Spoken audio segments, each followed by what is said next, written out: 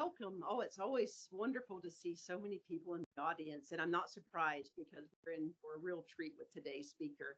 But before I do the introductions, we are on Teams, so please remove your badges pocket.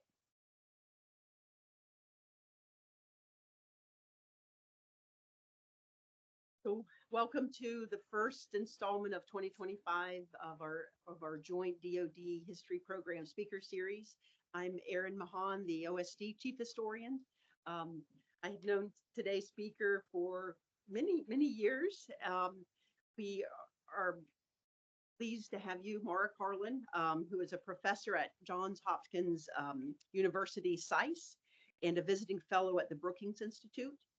During the last 2 decades, she has served in numerous national security roles for 6 secretaries of defense, advising them on strategic planning, defense budgeting, the future of conflict, and regional affairs.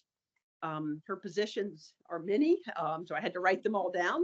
They include Special Assistant to the Undersecretary of Defense for Policy, Levant Director, South Asia Desk Officer, Deputy Assistant Secretary of Defense for Strategy and Force Development, Principal Director for Strategy and Force Development.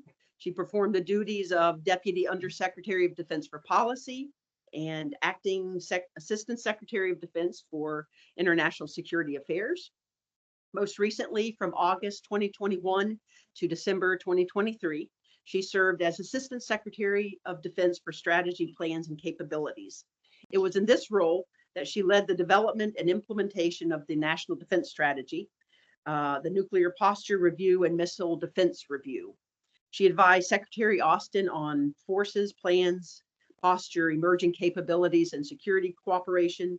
She also oversaw the formulation of new emerging capabilities policy office, a historic modernization of U.S. force posture in the Indo-Pacific, the implementation of the AUKUS alliance, a reform of the security cooperation workforce, and the development of numerous national and defense strategic guidance documents. I could go on, but I want to not cut into your time.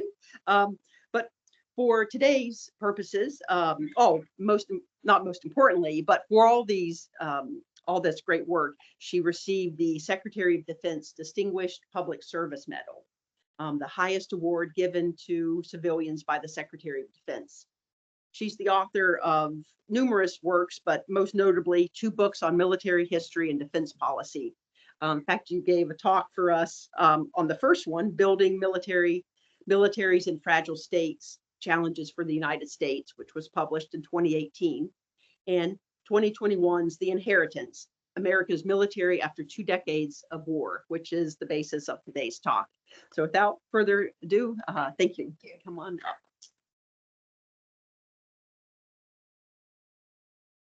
All right. Good afternoon. It is such a treat to be back in the Pentagon. I know how absurd all of your schedules are, so I really appreciate that you've taken a little bit of time to sit and talk with me about this book. So can I just ask a show of hands, who here has spent time in Iraq or Afghanistan? Wow, huge number of folks. Great. So what I want us to talk about today is what has the U.S. military inherited for being at war for the longest time in its history? You know, there's something pretty puzzling about this topic, which is that the U.S. military was at war for at least 20 years or so following the September 11th attacks. But throughout that period, there wasn't a whole lot of focus or debate or discussion on those wars. In fact, never before have we seen so many fight for so long with such limited results and such little public interest. So what's going on here? That's what this book tries to explore. This book, The Inheritance, America's Military After 2 Decades of War, is trying to ascertain the legacies of the wars that started on September 11th, 2001. Look, there's a lot that's come out of these wars, right? The ability for the US military to find, fix, and finish just about any target, just about any war. The US homeland hasn't faced a catastrophic attack since the September 11th, 2001 attacks. We've seen an American public that has celebrated its troops, although less and less. and a public that doesn't really know, understand, or seem terribly interested about what's been done in their name for decades. We've also seen historic levels of veteran suicide. So how to begin exploring these legacies? Well, I started by trying to write this book. I spent a couple years from about 2018 until January 2021 pulling together this book. It involved 100 or so interviews of senior general and flag officers who are still in senior roles or had just retired. And what I was trying to do is hear their words, hear their themes, and try to pick up on the patterns. I conducted these in a semi-structured manner, which means you ask similar questions to folks if you're interested in the methodology. And I chose folks who represented across the services and across a wide range of positions. I also spent a lot of time looking at surveys. There's a lot of good survey data, and I'll quote some of it as well. Now, to be sure, this book ends with a snapshot in time. It was finished in January 2021, and I haven't really been able to speak about it over the last few years, given my recent roles. So knowing that it is a snapshot, it is nevertheless an effort to try to figure out what have we inherited from being at war for 20 years. So I'm excited to talk to you all about it. Let me walk through the crises that are highlighted and the findings that are highlighted in this book, and really how the military has processed these wars comes down to three interrelated crises. If any folks here have ever studied Karl von Clausewitz, I'm guessing I'm speaking to that crowd. Absolutely. All right. So you know that Clausewitz has this political structural trinity, right? And he talks about these three groups: the people, the government, and the military. And so effectively what I found is that there are these three interrelated crises that relate to the military's relationship with each of these groupings. These are the crisis of confidence, the crisis of caring, and the crisis of meaningful civilian control. So let me take a moment to kind of walk through each of these. The first is the crisis of confidence. This is really looking at the military's relationship with itself, right? Why does one fight? What does victory look like? What is it that a military is doing? And what I found in this research, and including in these interviews, was major uncertainty about all of that, and major uncertainty about the military's relationship to itself. So one quote that I heard from a general officer was, "Everywhere I go, I hear we don't win anymore." Another quote I heard from someone I interviewed, "After 12 years of nonstop deployments, I'd like to be a part of a war we won." Now look, one argument in trying to understand how the military conceptualized these wars is that actually maybe what we've seen is victory, right? Maybe the last 2 decades of war have been victorious because there hasn't been a massive attack on the homeland. Or maybe the mission was impossible, right? If you look at countries that have fought terrorists and insurgents for decades, you know that those sorts of fights often end in pretty inconclusive ways. Another argument is, hey, actually, we could have had spectacular wins, but we had the wrong leaders, military or civilian, we had the wrong strategy, or we had insufficient resources. Whatever you believe of these answers, it's clear that we see ambiguous outcomes, and that ambiguity has informed how the military sees itself. In a lot of the interviews, folks talked about feelings of futility, saying things like, it felt like there was no end in sight when they were fighting in Iraq and Afghanistan.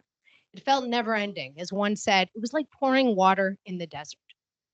So what this translated to was folks in uniform waging these wars for decades and really searching for an ersatz victory, which came down to, I'm going to protect myself and I'm going to protect my teammates.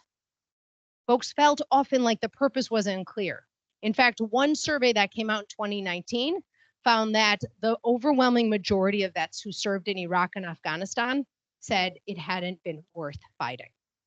So the real challenge you have here, if you have an institution, a military that's organized to use violence to achieve victory, and it's fundamentally corrosive when that cannot be defined or attained. So that's the first crisis, as I termed it, right? That crisis of confidence. The second crisis I called the crisis of caring. and it looks at the military's relationship to the American public and to society. Now, to delve into this, we have to spend a moment remembering who it is that serves in the US military. 0.5% of Americans serve in the military. And we've seen in many ways, as I know folks here are familiar with, what has become a family business. In fact, a decade into the 9/11 wars, we had 80% of those serving in uniform who had family members also serving in uniform or who had done so. So effectively, we had developed a military a decade into the post-9/11 wars that had really been dependent on a sole source provider, if you will. Of course, we know the consolidation of military bases, particularly throughout the 90s, only further exacerbated this dynamic. There's a really stark example when you look at who has joined the force. So in 2019, Fayetteville, North Carolina, population of about 200,000, had 2 times as many folks joining the military as Manhattan, which has a population of about 1.6 million. Pretty stark. So this crisis of caring highlights the fact that, frankly, not much was asked of the American public following the September 11th attacks. That meant that the public has given little thought to who fights, why they fight, or the price they pay.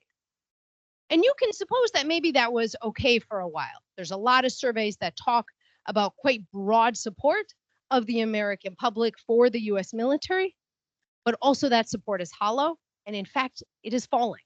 It's fallen 20% since 2018. Now, in doing the research for this book, it was really fascinating as I was interviewing folks about the military's relationship to the public. Because what I found in interviews was a lot of frustration with public disinterest. And in fact, there was this kind of fascinating and unexpected pattern that came up repeatedly as I was interviewing these current senior general or flag officers or just retired general or flag officers. The Vietnam War came up almost as much as the war in Afghanistan. Pretty wild when you think about that. So let me take a moment and tell you a little bit about this pattern that I picked up on. As I was going through these interviews, repeatedly the same dynamic would happen.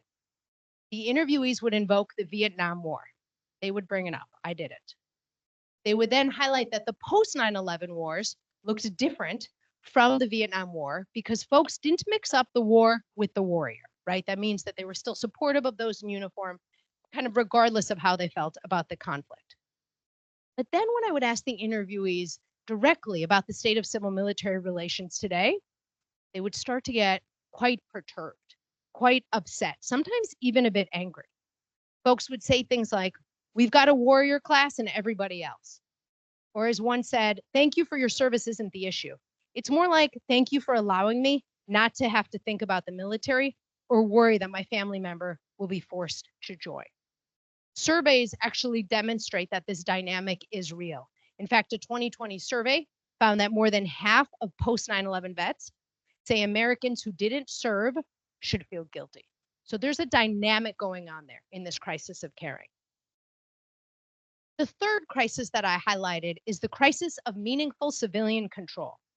Effectively, this is what we see in the relationship between the senior military and the civilian managers of violence.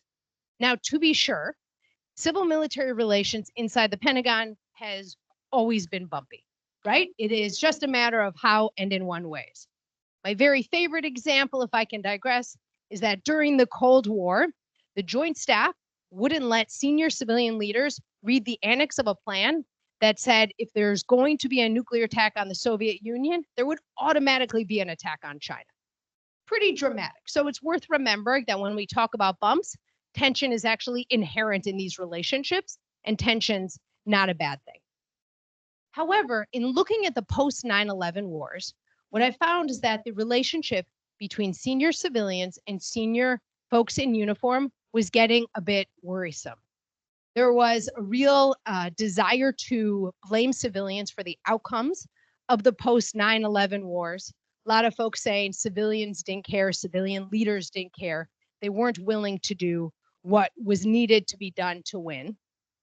A 2020 survey found that 70% of post-9/11 veterans said civilians who haven't been to war shouldn't question those who have.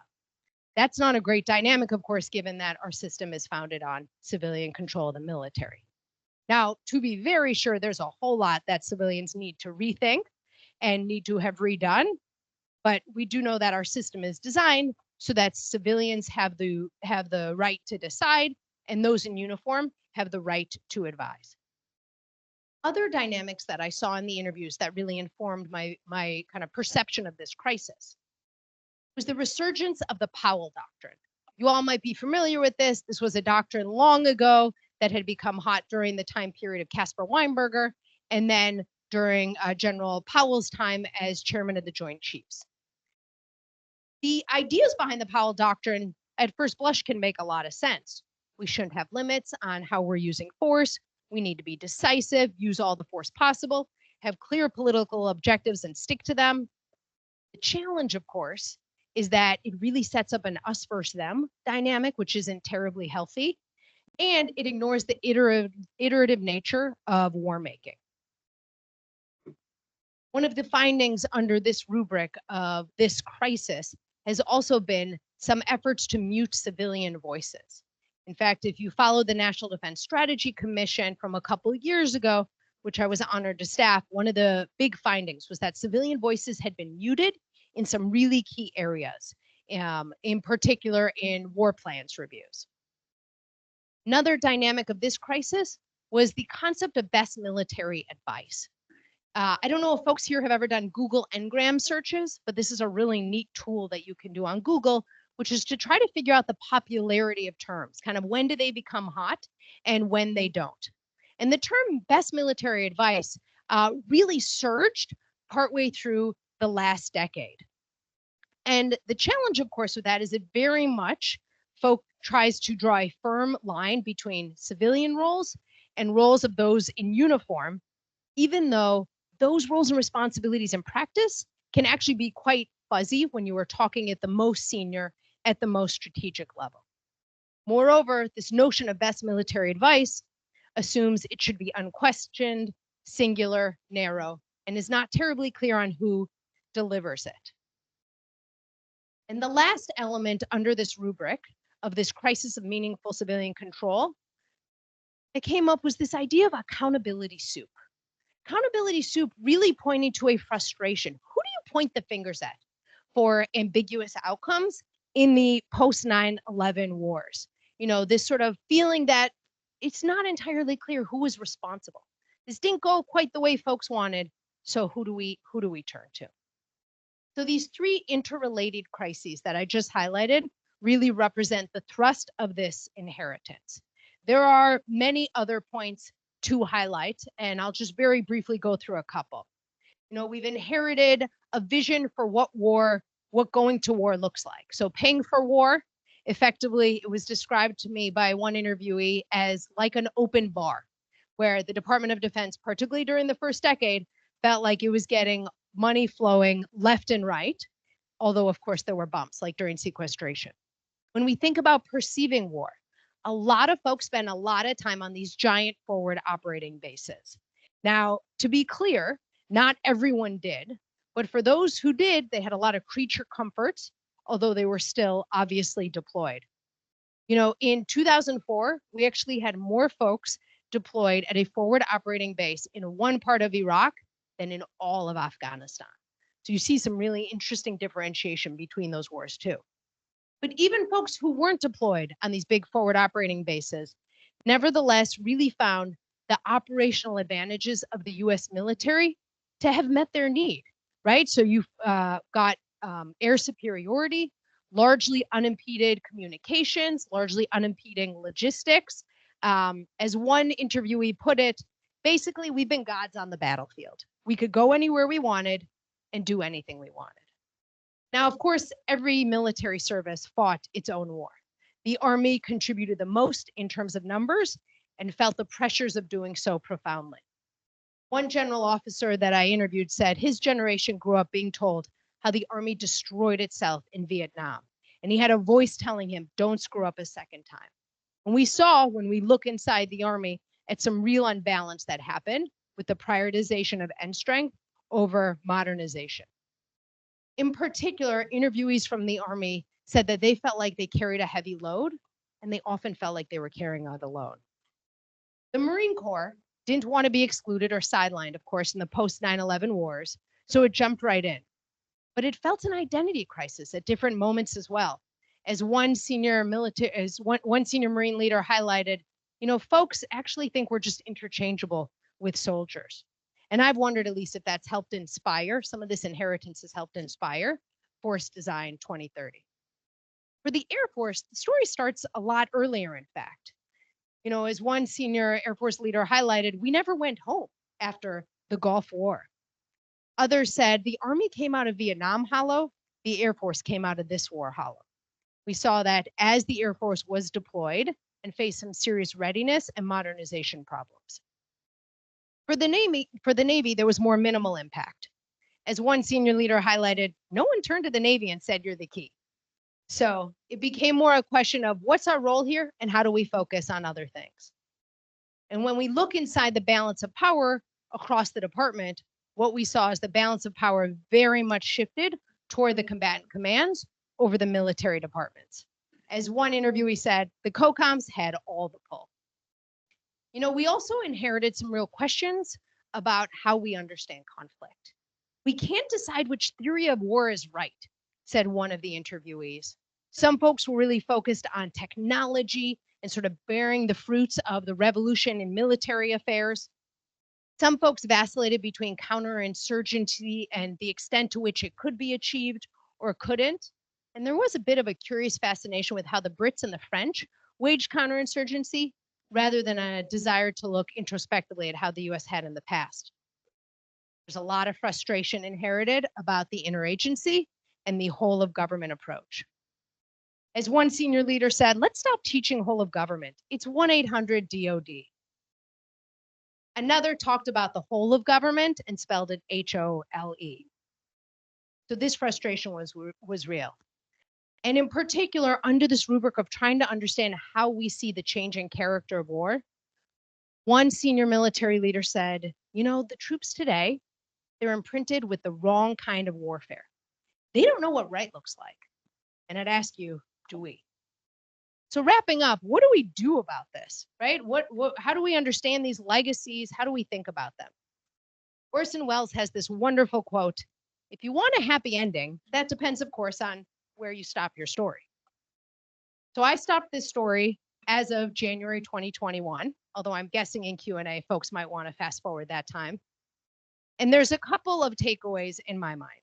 First, there is real utility in studying lessons learned. Historically, the American military likes to study wars that go really well for us. This is why so much is written about the Persian Gulf War, and also likes to study wars that others experience. This is why there's been a lot of studying of the 1973 Arab-Israeli War and the 2014 Russian invasion of Crimea. Some of our closest allies, like the Brits and the Aussies, have conducted some serious introspective looks across their forces, which probably makes sense for us to do so as well. Number two, particularly looking at those three crises, a reminder that in civil-military relations, our norms are very fragile. And both civilians and those in uniform need to come with expertise, with the desire to be transparent, and a focus on being collaborative. And then looking at that public piece, how can we find a way to actually encourage dialogue with the American public, help them understand what it is that the tremendous folks in uniform are doing, why they're doing it, and why it is so important. So as I wrap up and look forward to your great questions, I would leave you with three things to ask yourself. Number one, how do you assess the balance sheet of the post-9/11 wars? Number two, what do you believe is worth fighting for? And number three, how have your views been reshaped about what it means to win and to lose? Thank you very much. I'm excited for your questions.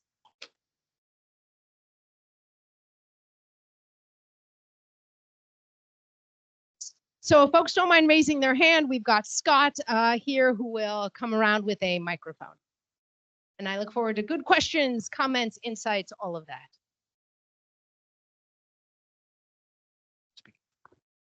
Hi, Dave Lau from the Air Force Doctrine Center. I'm a big fan of your article, The Chairman the Pentagon Needs, that you co-authored a number of years before this, back when General Dunford, we were looking at global integration. So as you looked at the structural issues that were impeding some of our ways to think and act strategically there, and then went into this, I'd ask, does the accountability soup sit in a DoD design team vacuum? Do we have the structure we need? And is there any potential for change? Obviously, a lot of change happening right now, but the arguments made there for, do we need to relook at something like a Goldwater-Nichols relook to create an entity that can be more than a referee between competing siloed services or commands? Thank you very much for that question. You know, the Secretary of Defense should be that more than a referee, right? The Secretary of Defense is the one who says, I'm choosing this, I'm not choosing that. And I think we've seen examples across history of some who've done that enthusiastically and some who've done that perhaps less so. I really appreciate you highlighting kind of a Goldwater-Nichols #2. There is nothing I find more fun than fantasizing and dreaming about the idea of kind of a giant reorg and a rethink. The challenge, I hate to say it, is I don't actually know how that becomes a reality. I'm pretty heavily informed by sequestration. I don't know if there are some folks here who were around when sequestration hit. Yeah, I'm sorry, right? It wasn't very fun. My strong memory when sequestration hit, I was working in the Office of the Secretary of Defense for Policy at the time. And suddenly everything was on the table, right? We had to find a lot of money very quickly. And so folks were willing to debate quite discomfiting things like, hey, should we merge some combatant commands, for example, right? Should we rethink our structure? And we had probably 2 months or so of serious, heavy, intense debates about that. And yet, even then, even when the department was in a really resource constrained moment, and by the way, some of those things I think would have been strategically informed as well, it was just too hard to do. It was too hard for folks inside this building to do, and I think felt too hard to convince Congress to do as well. So absolutely, I'd like to remake all the pieces on the chessboard. I do know that that will create kind of the, their own externalities and opportunity costs and problems and what have you. So I think then the real question is, what are those changes we can make on the margins? And some of that really does look like having folks who are capable and comfortable and willing to use the role and responsibilities that they have.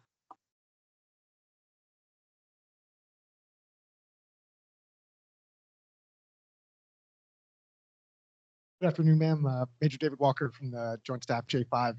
Thanks for coming to talk to us today. Really enjoyed reading your book. I have a question about your methodology. It sounds like most of the information you collected was from senior officers. I was wondering, did you collect any information from the enlisted ranks? And did you find any interesting differences in perspectives? And if not, then do you think this would be kind of something that would be valuable to this avenue of research? Absolutely. I mean, methodology is such an important point to think about, right? I'm telling you, here are all these findings, and I don't want to torture you by, going through all the pages and pages. I write in the book about how I do it, but that's exactly the right thing to be asking. So I overwhelmingly focused on senior general and flag officers. And that was because, frankly, those are the key decision makers of the US military. Those are the folks who, by virtue of their rank, had really lived these post-9/11 wars so intimately. That's what I wanted to focus on. I did do a handful of interviews that were really kind of listening. Really mid-grade, and I did find a somewhat different dynamic. I think what was so striking, and maybe this won't be surprising to folks here, but the folks at the more mid-grade level were a lot more comfortable addressing their views on the outcomes.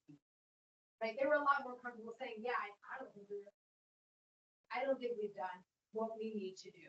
And they were in some ways more comfortable with that perfection.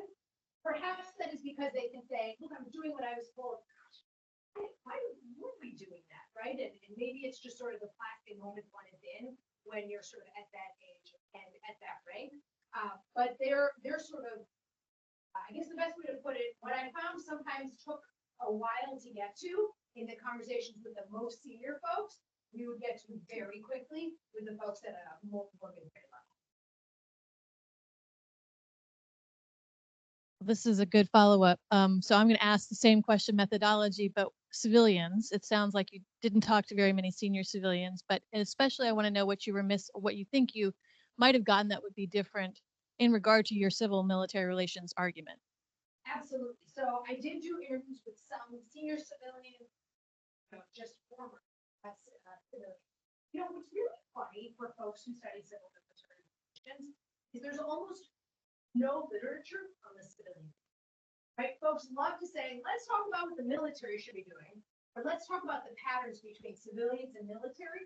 There's very little literature that says, what does it mean to be a civilian? And how do you do that role well? And what does that actually look like? Make a plug for my former colleague, Alice Hunt Friend's book, Mightier Than the Sword, which came out relatively recently and tries to get at this exact question. So what I appreciated in particular hearing from the civilians is they, for understandable reasons, right? When you are living in this building, you are going to have a different experience than folks who are going to be deployed for chunks of time to Iraq or Afghanistan. I think we have to absolutely recognize that. As much as civilians are trying to understand, there's going to be something about that. So I think that actually comes really nicely with the folks who are out there having the experiences in the field. An ability to be able to look a little bit more holistically, to be able to have a little bit more kind of a strategy mindset, and perhaps frankly, a little bit more comfort, whether or not that's valid, you can ask yourself, a little bit more comfortable with ambiguous. Again, as I think I mentioned, if you study countries whose military spent decades fighting terrorists, fighting insurgents, you know what these movies look like, right? And it's really amazing. I don't know, particularly folks who spent time in Iraq, if you fast forward and look at Iraq today in 2025, right? So just about two decades or so since the U.S. invasion in 2003, Iraq has gone through some major ups and major downs, and it's also in a not terrible, not awful, maybe perhaps kind of decent spot. That has taken a very long time, obviously. I think really that's what I was able to see. Some of the civilian leaders was ability to look more holistically, a little bit more comfortable with this and I'm Brian Collins. I'm a special assistant at ASD, Manpower and Reserve Affairs. Couple questions. Since you published this in 2021, in the 4 years since then, has anything that has happened changed your views about any of these or reinforced them? And second, how would you compare the inheritance of the Iraq and Afghanistan wars versus the inheritance of the Budget Control Act? Oh, I like that. I mean, the Budget Control Act, if you care about resourcing a strategy, the Budget Control Act makes that really hard to do. To put it lightly, as you all know, our system in the United States is a system designed to constrain action. And that can be a little bit frustrating. I'm sure there are some folks in the audience who, like me, have spent a lot of time trying to build defense budgets. And when you get a ceiling thrown on that and not enough movement inside that top line, that can be not ideal and can make it a little bit hard to be strategically driven, as one wants to do. So now I'm sitting here in January 2025 with all of you. How do I look differently at some of this? 2 points I would highlight. First, the crisis of caring, I think, is even more real. There was this moment as the military was redeploying from Afghanistan in August 2021, where the American public kind of remembered that folks had been at war for 20 years. We saw it on our televisions, folks saw it like in the newspapers, et cetera. That moment happened, and then that moment passed. And to me, that was quite jarring and really just sort of demonstrated that the public feels this profound disconnect with those who serve. And you see this in a lot of surveys as well. A lot of Americans who say, I don't really know how to even start a conversation with someone in uniform. In fact, one thing I've been quite excited about over the last few years has been different efforts to try to bridge those gaps. I've done this in particular with various students that I've had who've served in uniform and those who haven't, and really help them understand that they can talk to one another, help them understand kind of the rules of the road, the guardrails of how you start those conversations, right? You don't start asking folks about like post-traumatic stress, for example, or other inappropriate things. You start with these basic questions like, hey, what was a day in the life like? What was it like when you were downrange or when you were here? Why did you join the military, right? What feels like really, really basic, obvious questions. But if you're like most Americans and you haven't had this interaction, you don't really know where to start. When I was speaking about this book at the U.S. Army War College recently, I gave them a tasking. I have no power to give taskings, to be clear, but I did ask them, to the extent possible, when they head home over their breaks, could they maybe find an hour to go speak at a community center, go speak, at a house of worship, go find a way to make it a little bit easier for folks who aren't in uniform to kind of lower that barrier to entry. So on the crisis of caring piece, I am just as profoundly concerned, if not more so. I think that's real. And I think that's not healthy for democracy, simply put. On the crisis of meaningful civilian control, I would say over the last few years, I have a very different perspective. Now, to be very clear, I have a positional bias here, and I very much recognize that. But what I saw is Secretary Austin and General Milley and then General Brown really try to infuse within the oxygen of the department the need for folks to be collaborative and transparent. The need to have these iterative conversations and really talk through, why do folks believe one thing? Why do folks believe another? What are the pros and cons? So it demonstrated to me that the right leadership can help reset those norms, but those norms are also tremendously fragile. Ben Massengill, visiting Navy fellow from the Stimson Center. Just a question on your methodology. So you focus primarily on flag and general officer.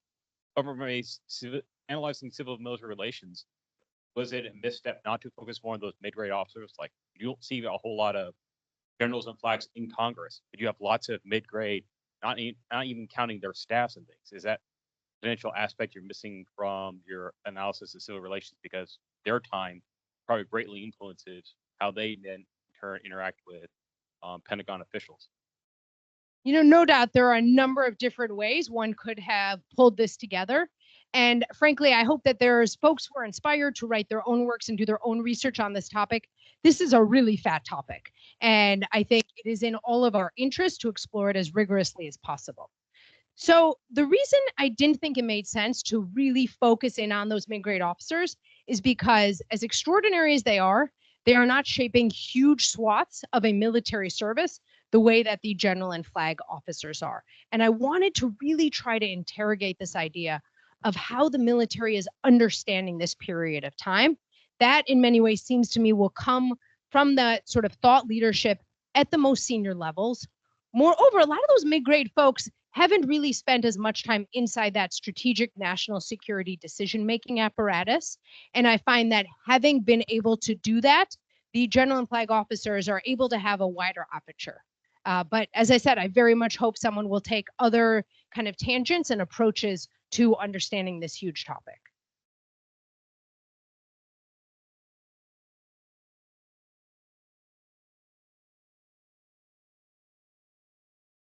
Hi, Scott Buchanan, OSD Policy.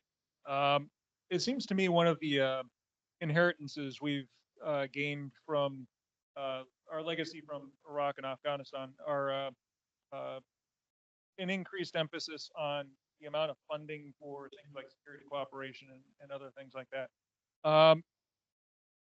Given your focus on lessons learned and going to assessment, monitoring, evaluation, and things like that. Scott's saying all of my favorite terms right now. So one of the things I was hoping to get your take on is, given the emphasis on increased funding for security cooperation and the need for more in order to provide that emphasis and things like that, do you have any thoughts on how civilians can help shape some of that security cooperation in order to improve our effectiveness and improve our partner military effectiveness? Yeah, thank you so much, Scott. All right. Now are we all right? Okay, sorry about that. Thank you for that, Scott. What's so fascinating about the field of security cooperation are the tremendous changes that it has undergone in the last few years. So when I was standing here in 2018 talking about my first book, I definitely was offering a lot of complaints that any of us who had lived security cooperation would experience, right? We're too slow. We can't deliver the things they need. Just everything takes too long. It's not right, et cetera, et cetera. And what's astonishing over the last few years is actually we've disproven that, right? And that on the whole, we've demonstrated both through assistance to Ukraine and assistance to Israel, and no doubt Scott knows about 100 other places where this has happened. We've demonstrated that when we need to move quickly, we can do so. That's very convenient, right? It shows the system can move. However, it doesn't always give you the space and time that you need to wrestle with the dilemmas. So just because you can raise something somewhere, do you want to raise something somewhere? Does that make sense? Is that based on our assessment of that partner military? Is that actually what they need? Moreover, in looking at this topic more broadly over the last couple decades, I found that oftentimes we get very excited by the unicorn capabilities, right? If you followed the issue of US military assistance to Ukraine, you know exactly what I'm talking about.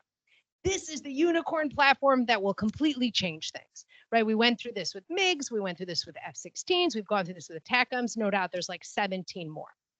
And yet it's pretty rare that you have a game-changing unicorn platform that is going to fundamentally transform a battlefield. And in fact, as much as it might be nice to take almost an Excel spreadsheet approach to working with partner militaries, I gave them this equipment, then I gave them this training, and that equals success. In fact, it's what can feel like some of these softer issues that are the most meaningful, right? So who's leading this military? Who's in the key leadership positions? How have you organized this force? Is it organized for success? And what's the mission? And does everyone agree that that's the mission that that force is really focused on?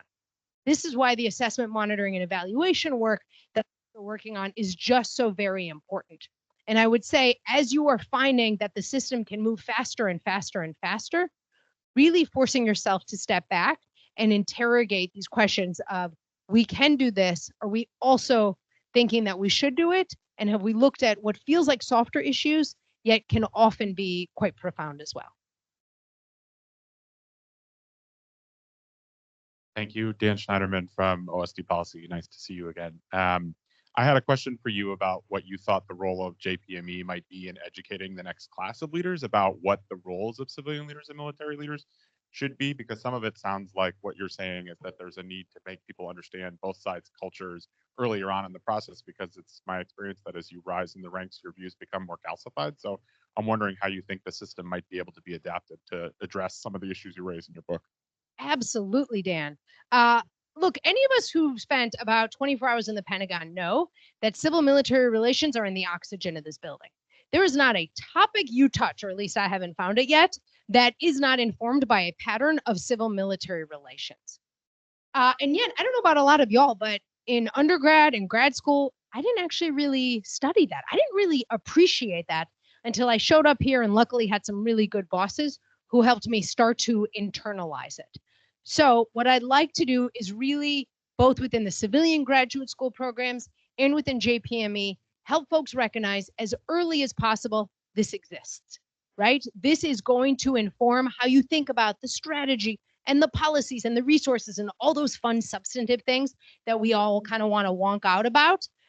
It's going to be influenced by whether or not someone is wearing a uniform, who they are reporting to, and what the pattern of that dynamic looks like, and kind of how that exists. That can happen in a couple different ways. Some of it can just be mere exposure, right? Helping folks understand, hey, I'm talking to folks who've served in senior roles in uniform, and I'm talking to folks who've served in senior roles not in uniform, trying to understand what are the debates, what does this look like, et cetera. It can help, I think, by looking at issues such as the post-9/11 wars, because we have a whole bunch of case studies throughout that time period where things went well and maybe didn't go so well as possible. And above all, I think it is most important to help folks understand, those in uniform and those not in uniform, that you have to understand your role and responsibilities, understand the role and responsibilities of those whom you are working with, and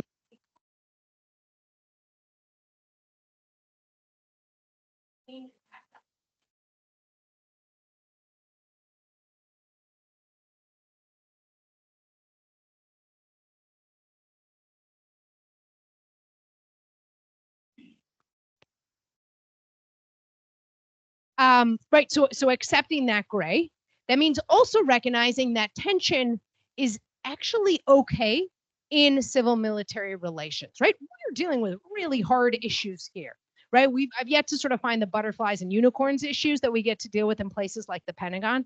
So as you are wrestling with those issues, recognizing we're going to have different perspectives, we need to be transparent and collaborative and share those perspectives.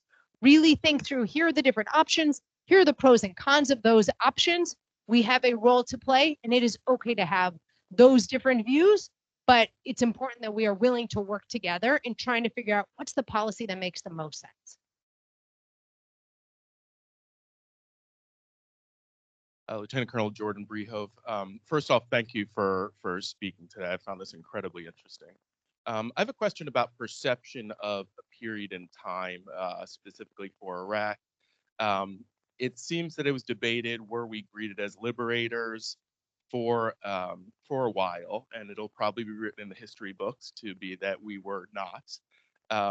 My experience, you know, in the invasion and the short months after was that in the field, I wasn't a diplomat, I was just a platoon leader, but we were greeted very well generally by the population. It breaks my heart personally to know that what my kids read in the history books will be absolutely different from my own personal lived experience.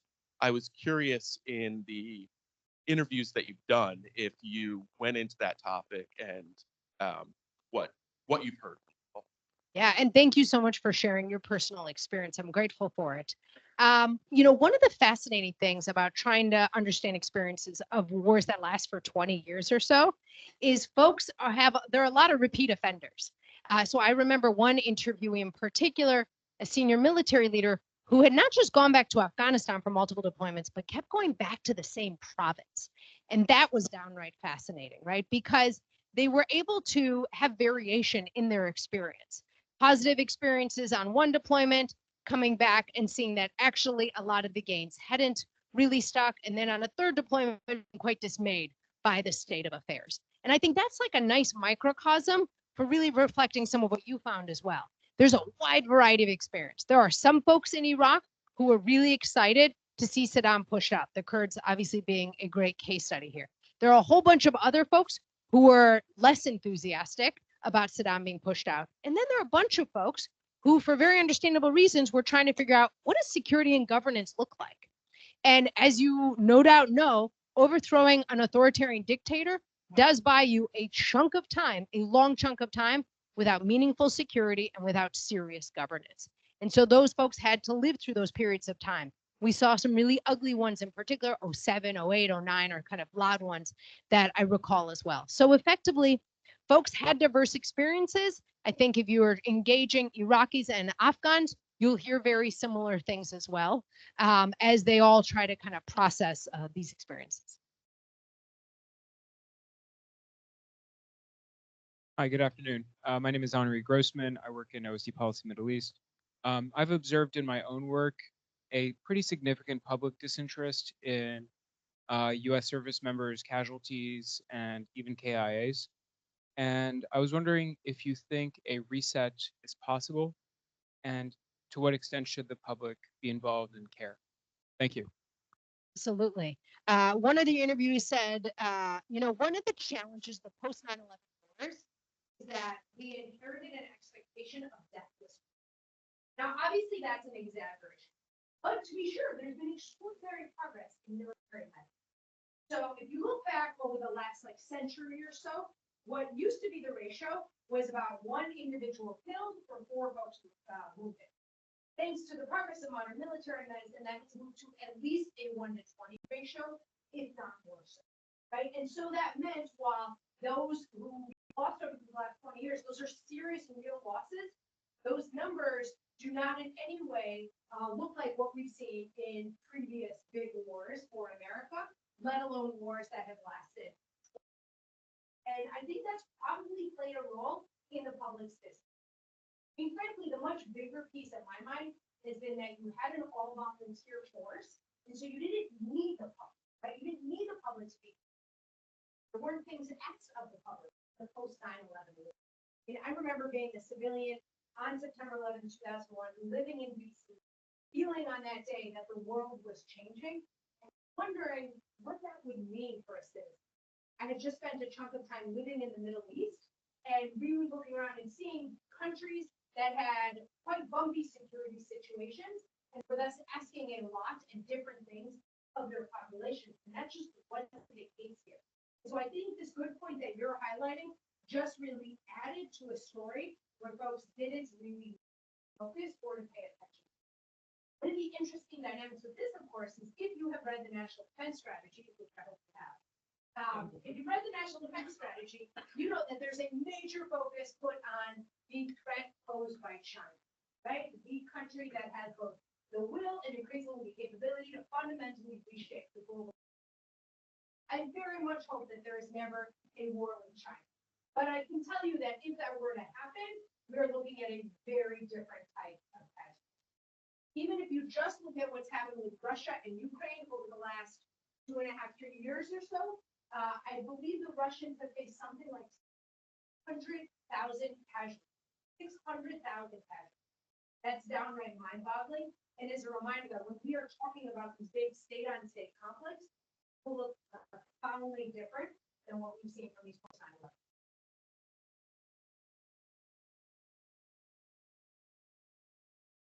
Thank you so much, ma'am. My name is Luke Martin, and I work in the Office of the DASD for Chem Biodefense. So I apologize, my question is going to be a little bit niche, but you were talking a lot about like the crisis of caring and things like that. And I'm wondering, obviously, during the process of writing this book, we had the COVID-19 pandemic, and I'm wondering if that influenced any of the perspectives that you were received from people that you were interviewing, and in general, how that evidently affected like public and military relations. There's one example I can give you.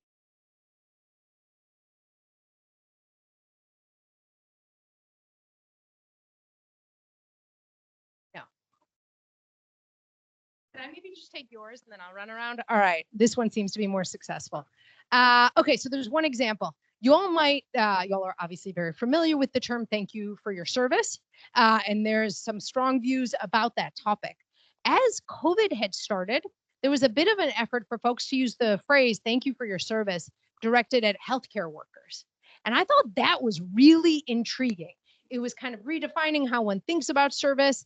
It was recognizing, yes, those folks are making sacrifices just as folks in uniform have in very, very different ways and all. So I was intrigued by that. And as far as I recall, it like lasted a moment. And so I don't know if this tells us something much more broadly about how the public is thinking about service writ large. I do know that when we've seen polling and other efforts about public service or national service, there's usually a lot of enthusiasm. So it does make me wonder if it's not just a problem with barriers to entry. Folks want to find a way to contribute. They want to do something. Maybe that's in uniform, maybe that's not in uniform, but they're not really sure how to start. I will walk around to a question over here. Hi, Brianne Workla, OSD Legislative Affairs. Friend. You mentioned the PRC a minute ago, and I'm just curious if, based on your kind of experience in this most recent administration, thinking a lot about the PRC, if there are things in the like 3 crises or one or more of them that you think have implications for how we think about crisis in the Indo-Pacific, or how the public would understand the military and support or not the military, or how that might affect civil-mil relations, et cetera. Yeah, thank you so much. Definitely, that's a superb question. So one element is, of course, the public has conceptualized war in a certain way in these post-9/11 years. We don't really have to spend money on it. We don't really have to pay attention to it. It's not going to require much of us. To the extent you unfortunately saw some sort of conflagration with China, I think one would be expecting very different things from the American public. Wouldn't just probably be paying money. I think in particular here, it's worth sitting on that dynamic between the senior civilians and senior folks in uniform, which is in the sort of rebalancing of civil military relations inside the Pentagon. We've actually seen, I think, some really positive progress in making sure that folks are thinking hard and assessing how we go to war and what it looks like, right? So there was a period of time a couple of years ago where war plans reviews were not done by the Secretary of Defense. In fact, it was a period of time of a couple of years where we had a Secretary of Defense who chose not to do war plans reviews. Now, that's a little bit unfortunate, you might say, because it's probably the most important thing that one would want a Secretary of Defense to do. And in particular, you know, if I'm guessing there might be some war planners in the audience as well, you're thinking really hard about a tough problem, and then you have to bring a whole bunch of folks together, right? Folks from functional backgrounds who are all saying, oh, I don't like this, or change this, or what about this? You know, all of these kinds of issues. That is a really important conversation to have, for example, right? Having that dialogue. So a positive thing I think we've seen over these last few years has been that rebalancing, where you see a lot more of that interaction, a lot more of that iteration on, frankly, the toughest issues around. And if we were, if we were in a situation where we would have to deal with some kind of horrific conflict, I would want to make sure that all the right folks are getting their inputs brought into it. I'll just give you one case study that has really sung to me. Folks will remember that Russia invaded Ukraine in February 2022, and may recall that there was an intercontinental ballistic missile test scheduled for about 2 weeks or so after the invasion. Now, on one level, that's not very interesting. These are normal tests, traditional, they are routine, they happen all the time. On another level, if you look at the context, it's actually a pretty big deal, right? As you all may recall, when this war started, folks assumed that Ukraine would melt pretty quickly and that Russia would just kind of run across them. That wasn't right. It turns out Russia's military modernization left a lot to be desired. Ukraine was very willing to fight. A whole bunch of countries were willing to support Ukraine in its effort to fight Russia, which meant if the Russian military is not doing so hot, they're getting increasingly nervous. And through one of these efforts of bringing folks from across the entire department together, Secretary Austin found that this test was going to happen, made the decision to actually cancel that test and to announce the cancellation of that test as a way of saying, hey, we've knit things together. We recognize that there may be some signals that are being kind of conveyed that one doesn't mean to. And so we're going to take these steps and be quite public about it. I have to assume if you were looking at a war between, say, the US and China or some other kind of great power kind of conflict, you're going to have to do a whole lot of that interaction, a whole lot of that collaboration. And so it's a reminder that we want to understand when these crises have been real and understand when they're able to dissipate.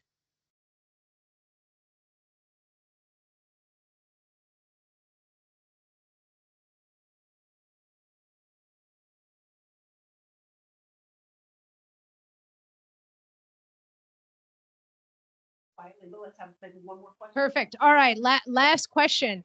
Do we have one? All the way in back, and then we'll wrap. Hello. Don't know if this is working.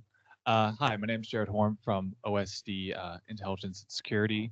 I was 4 when 9/11 happened, so I kind of grew up in this whole environment of there's a war going on somewhere far away, but I didn't really know the details being a kid. But now that we're retooling more towards great power competition, from your book and this inheritance of the last 20 years and talking to these senior officers, what do they say? Maybe the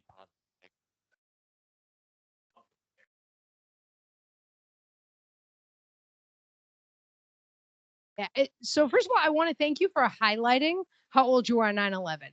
And I say that not just because some of us maybe just felt really old, but it's also a really important reminder, right? That our lived experiences are not the lived experiences of our younger superstar staff, our younger superstar citizens who are trying to understand these issues. So thank you for reminding folks of that. You know, in the years of the post 9/11 wars, there was this strong desire to focus on fighting terrorists and insurgents for obvious reasons, right? And every now and then during that period, folks would say, hey, you got to worry about great state competitors and what have you. And others would say, no. It is all about the fight. In fact, you want to kind of see an interesting debate, look at the dynamic between the US Air Force and Secretary of Defense Gates on these very issues. Spoiler alert, it does not go well for the Air Force. So there's this focus on fighting terrorists and fighting insurgents. And then in more recent years, folks have said, actually, it's how we think about state militaries, right? This is the emphasis on China or on Russia. And I think one of the things that has become quite obvious to me looking at the last 2-3 years in particular of wars in Europe and the Middle East and challenges to deterrence in the Indo-Pacific is the answer is yes to both, right? That we are seeing characteristics of wars today that actually run across that continuum of conflict. That's a little bit harder, right? It means we can't just sort of section off and say, we're going to focus on doing this. We need to look across our force and figure out what are our competitive advantages, where are they, to try to deal with these different types of conflict, and how do we recognize that a conflict we may be involved in or an ally or partner will be involved in will go all across that continuum, from how we think about lower end type of conflict to higher end type of conflict to even nuclear conflict potentially. So getting more comfortable with that. I want to thank you all so much for your time today. I really appreciate your brilliant questions, and thank you for everything y'all are doing.